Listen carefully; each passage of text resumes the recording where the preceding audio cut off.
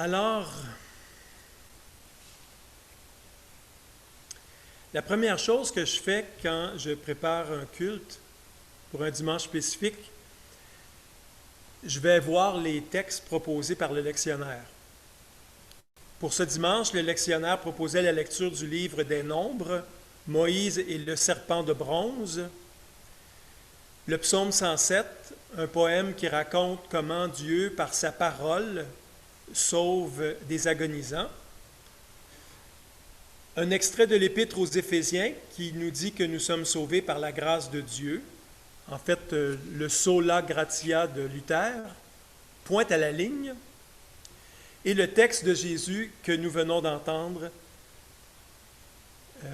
que je vais tenter de regarder d'un peu plus près avec vous. Je vais vous parler déjà un peu du contexte, puis après ça, on va rentrer un petit peu plus dans le texte, mais les versets que nous regardons sont tirés d'un passage plus long, celui où Jean nous parle de la rencontre entre Nicodème et Jésus.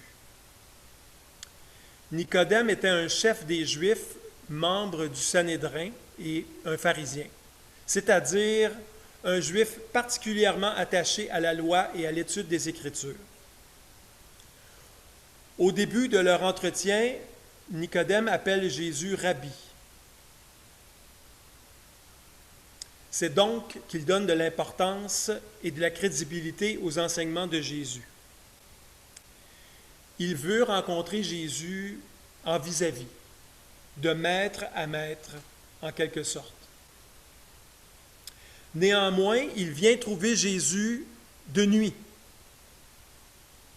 Ce détail me fait penser que Nicodème est quand même hésitant.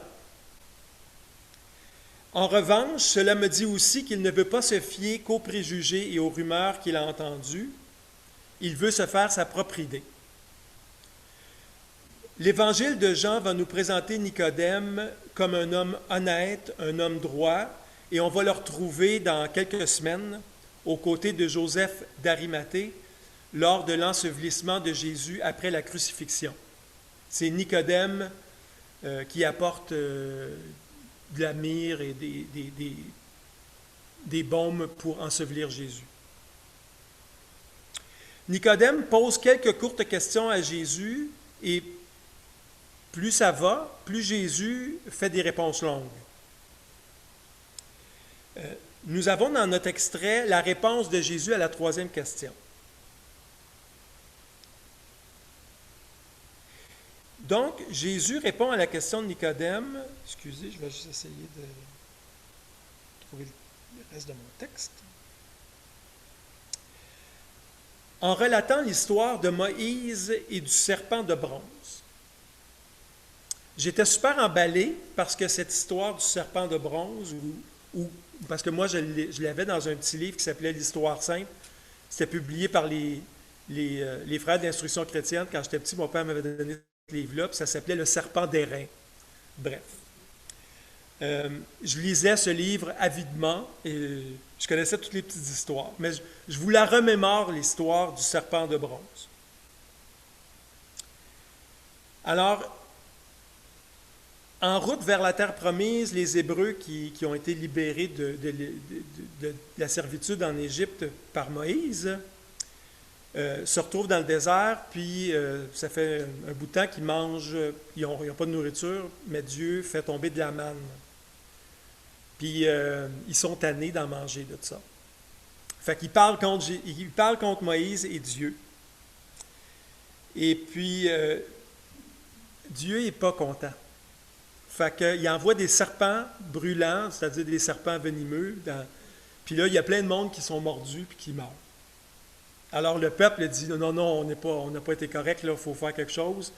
Moïse, veux-tu parler à Dieu? Dis-lui qu'on est repentant, puis fais quelque chose.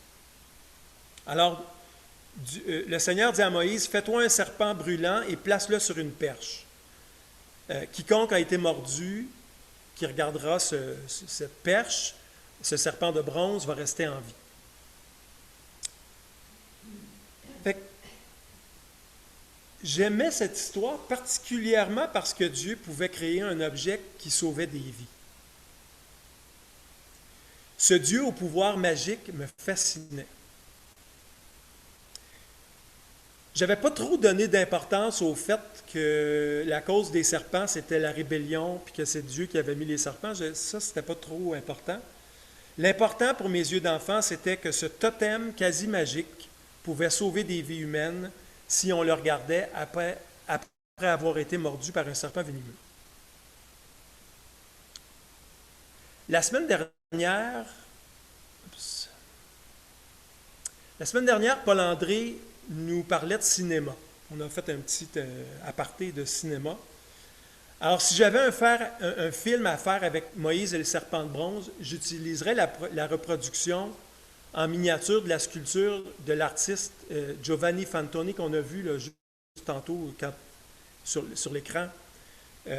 Cette sculpture est plantée au sommet du mont Nebo en Jordanie.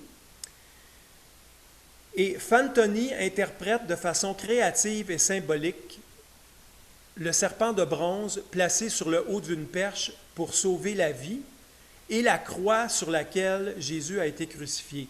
Fait qu'on voit la croix, puis on a le serpent qui est qui est enroulé autour des bras de la croix. C'était aussi, pour mes yeux d'enfant, quelque chose d'intéressant parce que la gravure qu'il y avait dans mon livre, c'était la même gravure que je retrouvais à la pharmacie puis chez le médecin. C'était une espèce de perche avec un serpent enroulé autour. Le logo des médecins. Mais ça voulait dire que mon objet, là, il existait pour le vrai. Il était à quelque part. Fait que le Dieu magique, il avait fait cette affaire-là, puis ça existait. C'est juste qu'on ne l'a pas retrouvé encore, ou ben non, il a été brisé par quelqu'un de pas fin.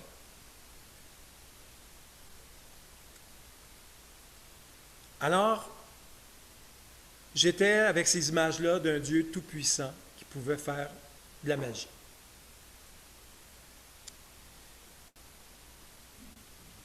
Mais c'est quoi le lien entre le serpent d'airain et la croix?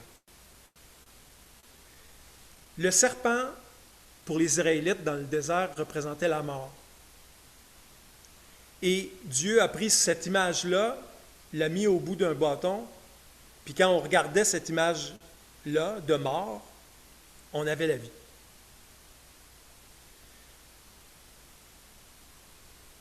Et comment ça marchait, cette affaire-là, ce n'est pas expliqué dans notre texte. C'est expliqué ailleurs dans la Bible, dans le livre de la sagesse. Quiconque se retournait était sauvé, non pas par l'objet regardé, mais par toi, le sauveur de tous. Donc, c'était parce que le peuple regardait le serpent, mais c'était Dieu, en fait, qui était en arrière de ça. Et la croix, ben, en soi, c'est un instrument de torture. C'est un gibet. Et pourquoi je vois dans cette croix quelque chose de beaucoup plus grand qu'un simple gibet? Non pas que j'en fais un instrument rayonnant ou magique. Ça arrive dans notre univers religieux que des gens regardent la croix puis s'attendent à un miracle immédiat. Mais sur cette croix, je vois le Christ agonisant et que par lui, je vois aussi le tombeau déjà ouvert.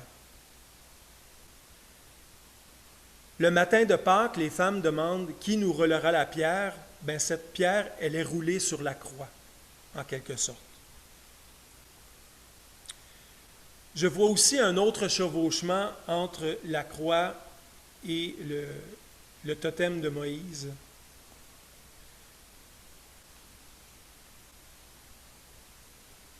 Ce qui semble être lumière parfois dans nos vies sont ténèbres.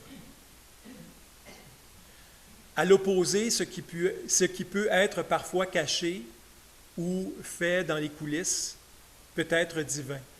Je pense à la parabole du pharisien et du publicain présentement.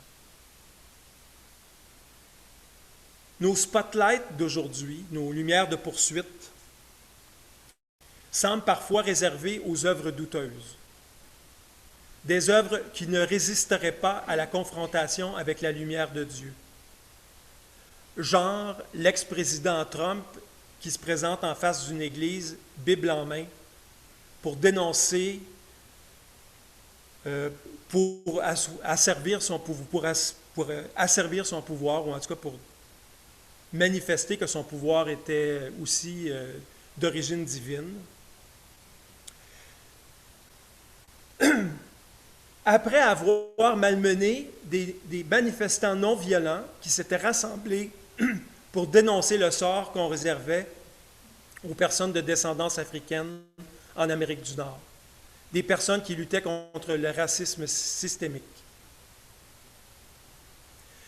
Je pense aussi aux addictions. Quand on commence à utiliser une substance, que ce soit de l'alcool, de la drogue, des pilules, ça semble être un paradis sur Terre, une découverte fantastique. Ça semble être des substances qui donnent en quelque sorte la vie. Et éventuellement, on s'aperçoit que ces choses-là amènent la mort au sens symbolique, mais aussi au sens souvent trop vrai de vraie mort physique. Aussi, quand on est toxicomane, qu'on arrête de consommer, ou plutôt arrêter de consommer, ça nous paraît comme la mort elle-même.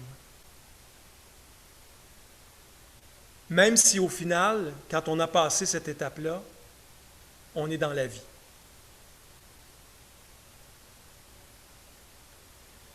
Je pense aussi aux médicaments qui peuvent soit donner la mort ou à certaines doses rendre la vie.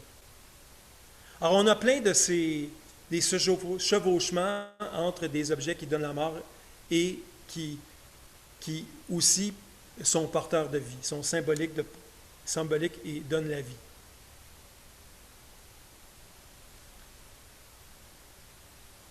Donc, dans l'Évangile de Jean, le chevauchement de ces deux événements, le serpent et la croix dans l'Évangile, sont considérés comme un seul et même processus continu. Et Jésus nous dit aussi qu'il ne vient pas abolir ce qui était avant, il vient donner un nouveau sens. Et la crucifixion marque le début de l'histoire de Jésus. La perche au serpent de Moïse devait être révélée pour que les Israélites puissent la voir et recevoir ses bienfaits guérisseurs. Et notre texte nous dit que le Fils de l'homme doit être élevé pour que ceux qui croient reçoivent la vie éternelle. L'expression dans Jean, le verset 3, le verset 14, fait référence à la fois à l'élévation de Jésus sur la croix et à l'élévation de Jésus au ciel.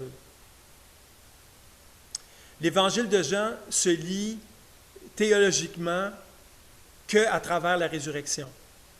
C'est là qu'il part. Il compte l'histoire de Jésus avant, présent et la crucifixion, mais toujours dans la lumière de la résurrection.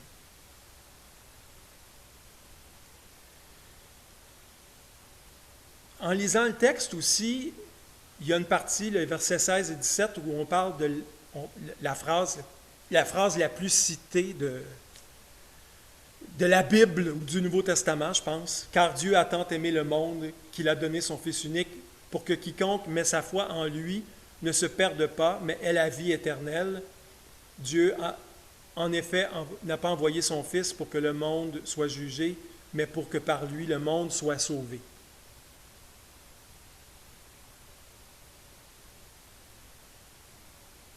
Plus loin,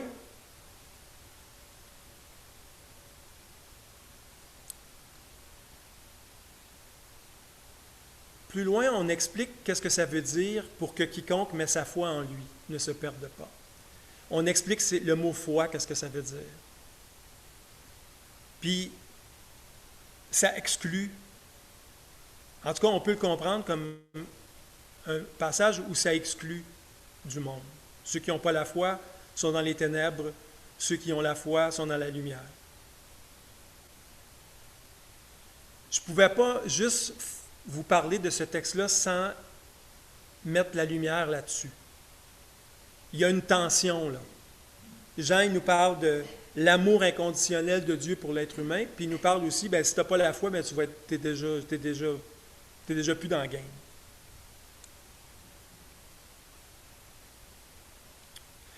Alors,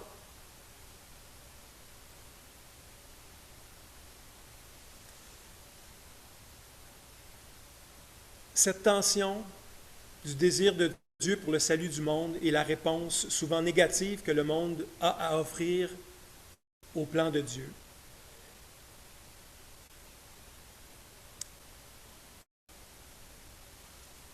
Je pense que ce texte de Jean est à prendre à la lumière avec ou en même temps que d'autres textes, celui comme la parabole du bon samaritain, celui comme la parabole du pharisien et du publicain, avec l'idée en tête qu'il y a des hommes et des femmes qui, pour certaines raisons, n'ont pas la foi chrétienne ou ne veulent pas l'articuler comme nous on le fait, mais qui ont une pratique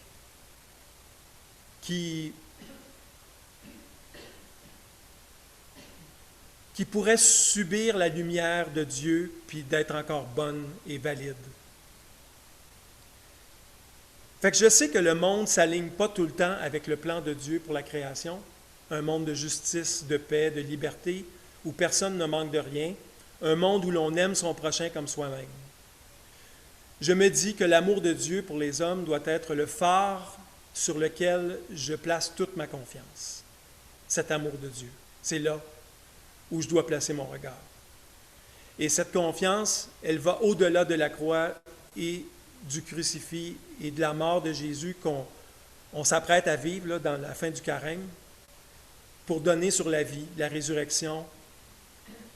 Et la bonne nouvelle, c'est que Dieu aime sa création et qu'il porte la lumière et la vie au-delà de la mort. Amen.